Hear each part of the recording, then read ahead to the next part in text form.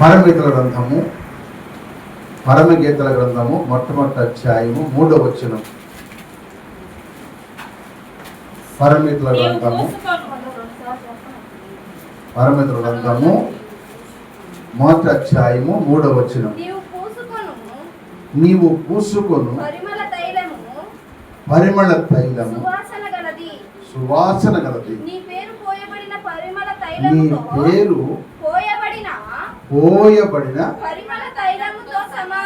ఆమేన్. ప్రార్థన చేసుకుంటాం. ప్రేమ తండ్రి, దయగల నాయన, మీ వందనాలు, స్తుతులు, స్తోత్రాలు చెల్లిస్తున్నాం. లేఖనం మీది నాయన, ప్రజలు నీ వారిని. మీరు మా తండ్రివి, మా దేవుడవు, మా రక్షకుడవు, మా విమోచకుడవు. నాయన, నేను అలుపుడను, అయోగ్యుడను, బాలికుడను, ఎవరికి మంచి లేని వాడిని ప్రభు. నన్ను నా మాటలు మరుగుపరచు. మీరు మీ మాటలు కూడా ప్రత్యక్షమయ్యి మీరు బోధించమని ప్రార్థిస్తున్నాం. మీ మాటలు వినగల చెవిని, చూడగల నేత్రాన్ని, గ్రహించే హృదయాన్ని ప్రతి ఒక్కరికి మీరు దయచేయమని ప్రార్థిస్తున్నాం. తండ్రి, మీరే మాట్లాడమని. మీ మాటలు ప్రభువా ఇక్కడ కూడి ఉన్న బిడ్డలమే కాక అయ్యా తండ్రి, యూట్యూబ్లో చూస్తున్న బిడ్డలను కూడా జ్ఞాపకం చేసుకున్న ఆయన మీ కృప చూపి సహాయం చేయమని, మీరే ఆశీర్వదించమని యేసయ్య నామములో అడిగి ప్రార్థిస్తున్నాము తండ్రి. ఈ పరమగీతల గ్రంథం అనేది పరలోక సంబంధమైనది. పరమితలు అనగా పరలోక సంబంధమైన విషయాలు పరమిత గ్రంథాల్లో ఉన్నాయి. ఇది భక్తుడైన రాజైన సొలొమోను గారు మంచి యవ్వన దశలో ఉన్నప్పుడు రచించాడు. నడుప్రాయం వచ్చేసరికి సామెతల గ్రంథాన్ని రచించాడు. వృద్ధాప్యం వచ్చే వరకు పరమ రస గ్రంథాన్ని రచించాడు. ఈ 3 గ్రంథాలు రచించిన ఆయన ఇక్కడ ఈ పరమగీతాల్లో యవనస్తుడు కనుక ఈ యవన కాలంలో రచించిన ఈ కీర్తన, ఈ పరమగీతాలు ఇక్కడ మనకు ప్రియుడు ప్రియురాలు కనపడుతుంటారు. ఇది అక్షరార్థంగా చదివితే చాలా మంది చెడిపోతారు కూడా. అక్షరార్థంగా చదివి ఆ విధంగా అందరూ చెడిపోతారు. కానీ అక్షరార్థం కాకుండా దీన్ని ఆత్మానుసారంగా చదివితే ప్రియుడు మన ప్రభువైన యేసుక్రీస్తు వారు, ప్రియురాలు సంఘం. పరలోక సంబంధమైన మాటలు అంటే పరలోక సంబంధమైన అంటే మనం అందరం సంఘం అనేది పరలోకానికి ఎత్తబడటానికి ప్రియుడిని యేసు ప్రభు వారి గురించి రాయబడింది. కానీ ఇక్కడ చదవబడిన వాక్య భాగంలో ఈ చెప్పే అంశం ఏంటంటే నీ పేరు పోయబడిన పరిమళ తైలము. నీ పేరు అనగా ఎవరి పేరు అనగా యేసయ్య పేరు. చెప్పండి, పోయబడిన. ఈ పాట ఎక్కువగా అమ్మాయి మన రాధ పాడుతుంది. ఈ పాట ఎక్కువ పాడుతూ ఉంటుంది. దీని గురించి నేను కూడా ఆలోచించి ఈ మాటలను చూశాను అన్నమాట. ఆయన పేరు పోయబడిన పరిమళ తైలంతో సమానం కనుక ఆయన అనగా ప్రభు అయిన యేసుక్రీస్తు వారి పేరు సువాసన కలదన్నమాట. మన పేరులో సువాసన ఉందో లేదో మనకు తెలుసు. మన పేర్లు కొంతమంది సువాసన ఉంటుంది, కొంతమంది పేర్లు చెడు వాసన ఉంటుంది. ఉండమంటారా? చల్లపూట ఆ సన్నాసి పేరు ఎంత తెలిసారు అంటారు, జ్ఞాపకం అంటారు. ఈ చల్లపూట చెడిపోయిన వాళ్ళ పేర్లు ఎందుకు జ్ఞాపకం చేసుకోవడం? వాళ్ళ పేర్లు జ్ఞాపకం చేసుకుంటే ఆ శాప మనకు కూడా ఇద్దరు కొంతమంది జ్ఞాపకం చేసుకుంటున్నారు. కనుక మంచి పేరు ఉంటే మనం లేకపోయినా మన పేరు బలుగుతూనే ఉంటుంది. సువాసన అన్నమాట. కనుక ఈయన పేరు యేసయ్య పేరు పోయబడిన పరిమళ తైలం.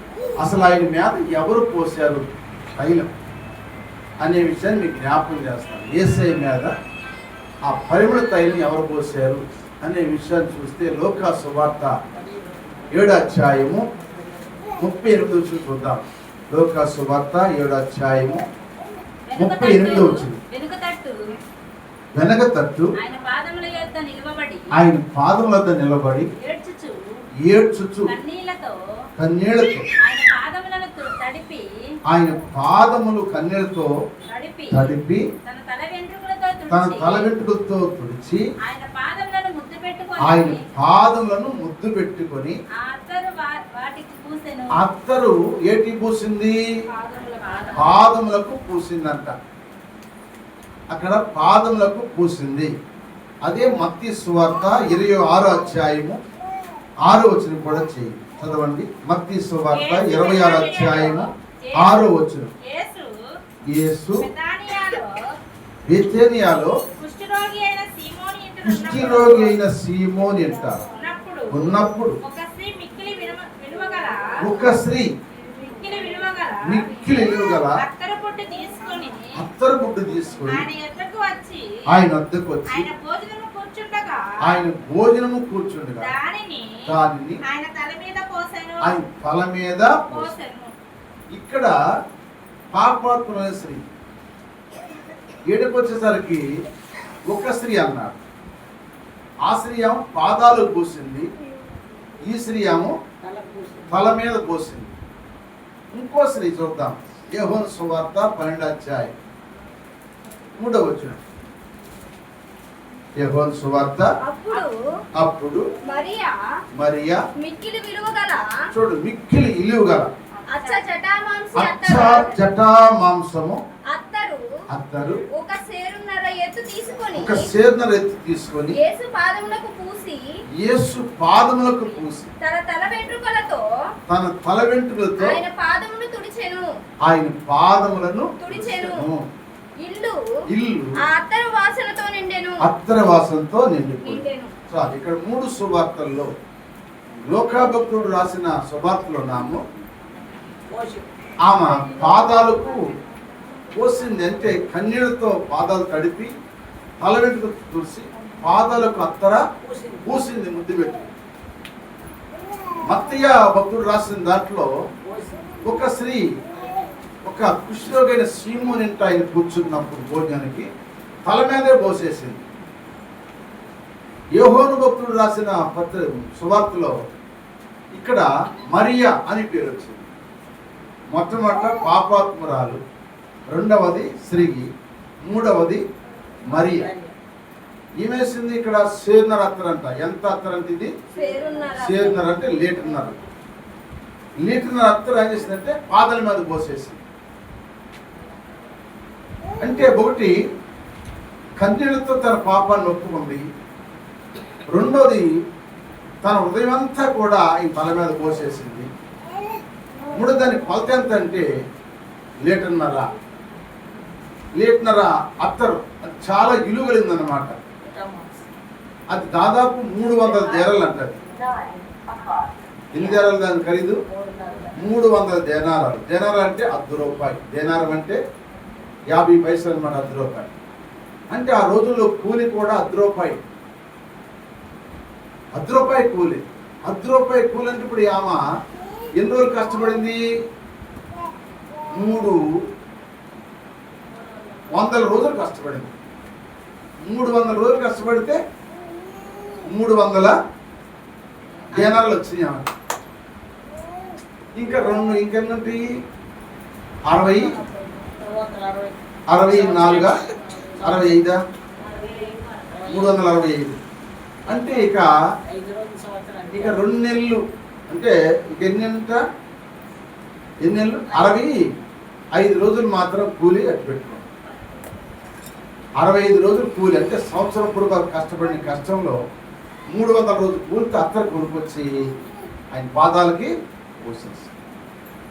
ఈమె పాపాత్మురాలు. ఎవరి మీద పోసిందంటే మన పాప భారమంతా భరించే యేసయ్య మీదే పోసింది. ఆయనే రేపు మట్లాదివారం అనగా రేపు ఆయన ఎరుకో పట్టణం నుంచి యెరూషలేమునకు వస్తాడనమాట. ఆ ఎరుకో పట్టణం నుంచి యెరూషలేముకు వచ్చే లోపల ఈ పాపాత్మునే స్త్రీ తను కలిగిందంతా కూడా ఆ సంవత్సరం కష్టపడిన ఆ కష్టార్జితం అంతా కూడా అత్తరు కొని, అంటే పూర్వదినాలంటే అత్తరు విలువైంది కనుక ఈ అత్తరు కొనుక్కుని దాచుకునేవాడు. ఇప్పుడు ఏంటంటే బంగారం కొని దాచుకుంటారు. అత్తరు కొనరా అంటారు. ఇప్పుడు అత్తరు కొనరు. ఇప్పుడు కానీ కొనేది ఏంటి చెప్పండి? బంగారం కొని దాచుకుంటారు. దాచుకుంటే దానికి ఇల్లు పెరుగుతుంది. పూర్వదినంలో కొనుక్కున్న వాళ్ళకి ఈ సంవత్సరం ఎంత రేటు పెరిగింది బంగారం? చాలా రేటు పెరిగింది బంగారం. కొనుక్కోవాలంటే చాలా కష్టపడుతుంది. అలాగే ఆ బంగారాన్ని దాచుకుంటే అది బ్యాంకులు వేసినా కూడా ఏం సరే చూసారా, ఈ సంవత్సరం బంగారం విలువ పెరిగిందని మళ్ళా లోన్ ఇచ్చారు. దాని మీదే అంతను లోన్ తీసుకున్నారు. లోన్ తీసుకున్న తర్వాత అప్పుడు లోన్ కట్టలు కదా, కట్టలు కప్పులు చేసి మీ బంగారం రేటు పెరిగింది కనుక మీకు ఇంక కావాలంటే దీని మీద ఇంకా డబ్బు ఇస్తామని పెంచారు. అంటే ఇంకా ఇస్తామన్నారు. అంటే దాని విలువ పెరిగిందన్నమాట. అలాగే పూర్వదినాల్లో కూడా అత్తరంటే అంత విలువైందన్నమాట. అందుకే విలువైన జట అత్తర పాదాల మీద. అంటే దీనికి సాదృశ్యం ఏంటంటే తన పాపలన్నీ కూడా ఒప్పుకుంది. హృదయంలో ఉన్న భారం అంతా కూడా ఆ కన్నీటితో ఆయన పాదాలు తడిపింది. తన అందమైన పూలతో ఆ పాదాలు తుడిసింది. తను కలిగిన అత్తరంతా కూడా ఆయన పాదాల మీద పోసి ఆయన ముద్దు. అంటే ఎవరంటేనా నీ నా సర్వలోకంలో ఉన్న ప్రజలందరూ పాపాన్ని మోసుకుపోయే దేవుని గొర్రెపిల్లగా ఈ మహాదేవుడి లోకానికి వచ్చాడక ఈ దేవునికి ఈ పాపాత్మురాలు ఏం చేసిందంటే పరిచర్య చేసింది. ఆయన్ని అభిషేకించింది. స్తోత్రం చెప్పండి. ఆయన పరిచర్య చేసింది. 2 అభిషేకించింది. 3 తన ఇల్లంతా కూడా అత్తర సువాసనతో నింపుకుంది. ఈ 3 వ్యక్తులు ఎవరంటే ఒక ఆమె మత్తలేని ఏం స్తోత్రం చెప్పండి. 3 వ్యక్తులు ఆమె 3 చోట్ల పోసింది. 1 పరిచర్య సాదృశ్యము, 2 అభిషేకన సాదృశ్యము, 3 తన బ్రతుకంతా సువాసనగా మార్చుకుంది. అందుకే ఆ ఇల్లంతా అత్తర వాసనతో నిండిపోయిందని ఒక వాక్యం. ఇల్లు అనగా మనమే ఆ ఇల్లని పౌలు భక్తుడు చెబుతాడు. ఏపీ రాసిన పత్రిక 3:6. ఆ ఇల్లు అంటే మనమే. మన ఇల్లంతా ఒకప్పుడు బూతుల వాసన ఉండేది. చదవండి.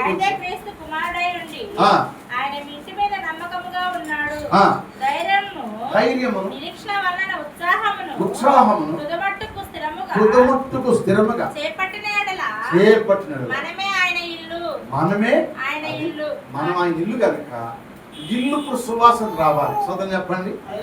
ఏ ఇల్లు? మన ఇల్లు కాదు. ఏది? మనం నివసించే బిల్డింగులు, డాబాల్లో కొన్ని ఇళ్ళు సువాసన ఉంటాయి, కొన్ని ఇళ్ళేమో కంపు పడతాను ఉంటాయి, ఏదో కంపు. కనుక ఆ ఇల్లు సువాసన చేసుకుంటాం, కానీ ఇల్లు సువాసన చేసుకోవాలి. ఇల్లు సువాసనతో నిండాలి. అందుకే భక్తుడు రాశాడు, ఆ భోజన పంక్తిలో సీమోను ఇంటిలో అభిషేకం చేసింది అక్కడితో యేసయ్యను. ఆ భోజన పంక్తిలో సీమోను ఇంటిలో అభిషేకం చేసింది అక్కడితో కన్నీళ్లతో పాదాలు కడిగినది, కళాకులతో పాదాలు తుడిసినది, కన్నీళ్లతో పాదాలు కడిగినది, కళాకులతో పాదాలు తుడిసినది. సువాసన సువాసన ఇల్లంత సువాసన,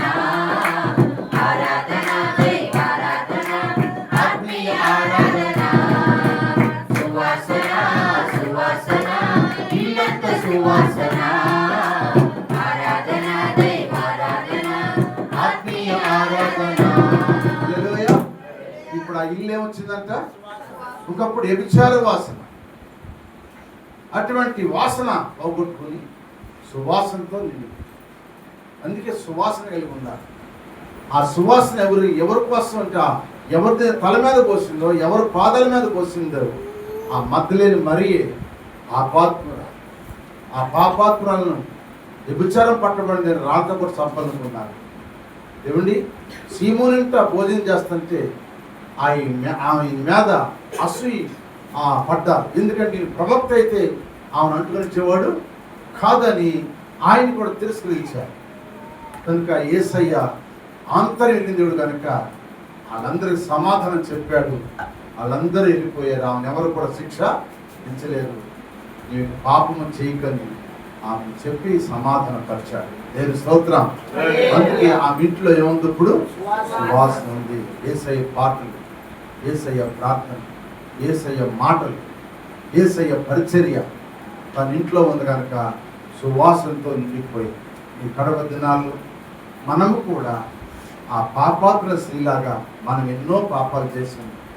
అన్ని పాపాలు మన పుట్టుకలోనే పాపం, మన పుట్టుకలోనే పాపం ఉందని భక్తుడు చెప్పాడు. నా తల్లి నాకు పాపంలోనే గర్భము ధరించిన పాపంలోనే పుట్టాడు. మనం పాపంలో పుట్టుకున్నాడు, పాపంలో పెరిగాం. మన జన్మ పాపం, కర్మ పాపం కడిగి వెళ్ళింటే యేసయ్య యొక్క రక్తమే కడుగు.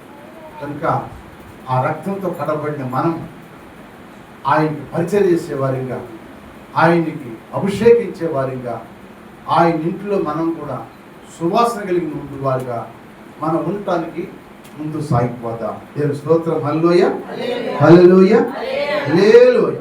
అలా ఉంటే మన కుటుంబాల్లో ఆశీర్వాదం ఉంటుంది, సమాధానం ఉంటుంది, సువాసన కూడా ఉంటుంది. స్తోత్రం చెప్పండి. ఉంటుందా ఉండదా? కొన్ని నెలల్లో బూతులు వాసన ఉంటుంది, కొన్ని నెలల్లో ఎప్పుడు తగాదులు వాసన, అల్లుడు వాసన, ఒక్కొక్క ఇళ్ళలో తాగుడు వాసన, ఒక్కొక్క ఇళ్లలో బీడీలు, సుట్టలు, పాన్పరాగులు వాసన, ఎన్నో రకాల వాసన. ఆ ఇల్లు అంటే ఏదంటే మనమే. అందుకంటాడు పౌరు భక్తుడు అంటాడు, కొరింథీయులకు రాసిన మొదటి పత్రిక 3వ అధ్యాయం 16వ వచనం అంటాడు. చూడండి, 3వ అధ్యాయం మీరు దేవుని ఆలయమై ఉన్నారని, దేవుని ఆత్మ మీలో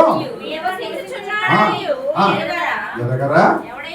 ఎవడైనను దేవుని ఆలయము పాడు చేసినలా దేవుడు వాడిని ఆలయం పాడు చేయకూడదు. ఆలయం అన్నది ఇదే. దేవుని ఆలయం ఎవరంటే మనమే. చెప్పండి, ఎవరు అని చెప్పండి. దేవుని ఆలయం ఎవరు చెప్పండి? మనమే. అందుకే పాట పాడుగా, హృదయమే నీ ఆలయం క్రీస్తు, నీ నామమే నా గానం, వికటము కానిది ఇలలో ఎవరికి వినిపించదు నీ పావనము. హృదయమే నీ ఆలయం క్రీస్తు, మంచి మనిషి బ్రతకాలని, మంచిని నీలో పెంచాలని, మంచి మనిషిగా బ్రతకాలని, మనసులో మంచిని పెంచాలని, సిలువలో నీవే మరణించి, సిలువలో నీవే మరణించి, మృత్యువుని నీవు ఎదిరించి, పదమున తేగిన దేవా, శరణు శరణు ప్రభువా, హృదయమే నీ ఆలయం క్రీస్తు. ఆలయం మనమే. చెప్పండి. అందుకే ఈ ఆలయం ఏముండాలి? సువాసన ఉండాలి. అందుకే నీ పేరు పోయబడిన పరిమళ తైలం. నువ్వు ఆయన రక్తంలో కడగబడ్డావు. ఆయన మీద పోసింది మరియమ్మ తల్లి.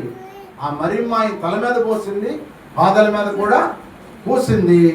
ఆమె దీవించబడింది. ఇప్పుడు ఆమె పేరు ఇప్పుడు ఏమైంది చెప్పండి. ఆమె పేరు అనేక స్థలాల్లో ఆమె సువార్త ఎక్కడ పడుతుందో, యేసయ్య సువార్త తైలం గురించి అక్కడల్లా ఆమె పేరు వినబడుతుంది. ఆ మాట చెప్పాడు యేసయ్య. కనుక ప్రభునందు ప్రేమిన దేవులారా, మరి ఆమెకి మంచి పేరు వచ్చింది. కనుక ఆ మంచి పేరు మనం కూడా సంపాదించుకుని దేవుల్లో సాగిపోవాలి. టైం అయిపోయింది. మరి దీని గురించి సబ్జెక్టు 7 విషయాలు ఉన్నవి. నేను మీకు ఒక విషయాన్ని చెప్పాను, ప్రార్థన చేసుకుందాం. మరి టైం అయిన 9:15 అయింది కనుక ఒక పావుగంట ప్రార్థన చేసుకుని 9:30 చేసుకుంటాం. కనుక ప్రభునందు ప్రియమైన దేవుని బిడ్డలారా, మరి నీ పేరు పోయబడిన పరిణామ తైలంగా ఉండాలంటే మనం యేసై బిడ్డలం కనుక, యేసయ్యలో మనం కూడా జీవిస్తున్నాం కనుక మనం కూడా పరిణామ తైలంలాగా సువాసన వెళ్ళిన వారిగా ఉండాలి. ఆయన మళ్ళీ వచ్చి మనం తీసుకెళ్తాను రాబోతుంది కనుక మన పేరు కూడా మరియంలాగా. ఒకప్పుడు మరియమ్మ చెడిపోయినా, దెయ్యాలు పట్టిన, విభజించిన, కానీ తను అందరూ కూడా తన అవసరాలకు, తన కోరికలు తీర్చుకోవడం కొరకు ఆమెను వాడుకుని ఆఖరికి రాళ్ళతో కొట్టి చంపాలనుకున్నారు. ఆ చంపాలనుకున్న శ్రీని యేసయ్య బ్రతికించాడు. యేసయ్య ఆమెను బాగు చేశాడు. అందుకే అన్నాడు, అమ్మా నిన్నెవరు శిక్షించలేదా? సొంత చెప్పండి. అమ్మని పిలిచినోళ్ళు ఇప్పుడు లేరా? చూసారా? బైబిల్ ఎక్కడ కూడా ఆమెను అమ్మని పిలిచినోళ్ళు ఎవరు? అంత పాపాత్రురాల్ని యేసయ్యని పిలిచాడు, అమ్మా అమ్మని పిలిచాడు కనుక ఆ పిలుపు ఆమెకే తగులు గాక. సొంత చెప్పండి. ఆయన ఎప్పుడైతే ఆ పిలుపు పిలిచాడో ఆమె అమ్మలాగానే మారిపోయింది. సొంతం చెప్పండి. ఆమె పేరు సువాసనగా మారిపోయింది. నీ పేరు, నా పేరు కూడా సువాసనగా ఉండాలని యేసయ్య మనం కోరుకుంటున్నాం.